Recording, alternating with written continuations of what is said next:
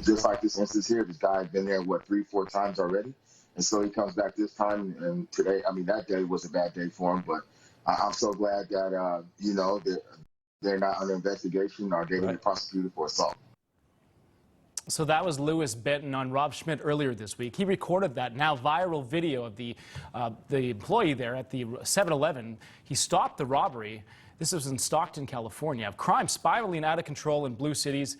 Is this becoming standard behavior? Join us now, Florida businessman and lawyer Floyd O'Connell. We also have with us Tim Jones and Chris Arps. They have a talk show, but we have Christopher Arps joining us today.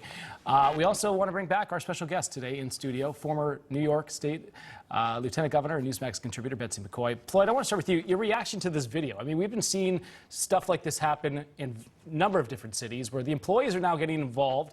The robbers, they're getting away with it. And sometimes the employees are the ones that end up getting fired. What's going on?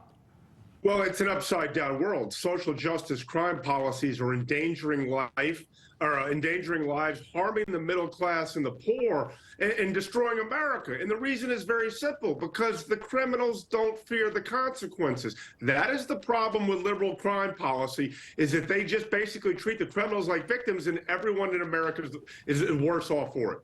Chris, reporter referred to the teens involved in this looting in Chicago at the convenience stores there as the young mob. Now, Chicago has a new mayor. His name's Brandon Johnson. He's the more, you would say, liberal out of the two candidates that were up for election. He was offended when the reporter used that phrase, mob. Watch. That's not appropriate. We're not talking about mob actions. I didn't say that. Hold on a second, okay? Respectfully, these large gatherings, just hold on a second, y'all. I promise you, we have time to talk. It's important that we speak of these dynamics in an appropriate way. I mean, a spade, I don't know. Was it a mob? Yeah, I want to go first off to you, Lieutenant Governor. What do you think of this? These are just the semantics that the left is using as an excuse not to prosecute criminals. I hear them say again and again that this is prosecuting shoplifters and others who steal is like criminalizing poverty. No.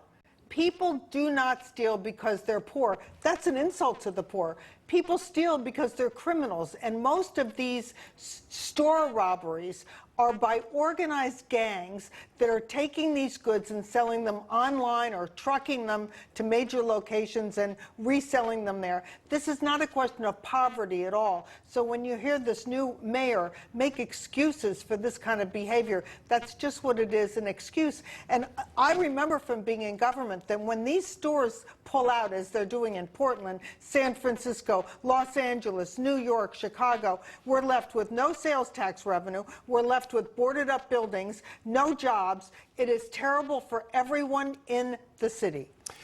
Chris, I want to get your reaction to, in New York, we had this as well. The mayor here was upset after there was what seemed to be a riot when they wouldn't give them video games or something that some social media influencer put out there. This is getting out of control.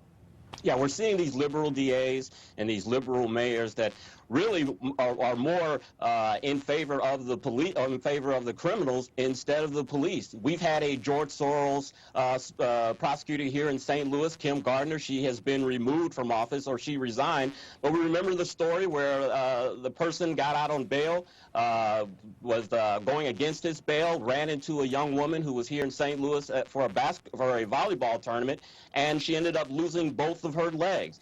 That was the linchpin that ended up removing Kim Gardner for office.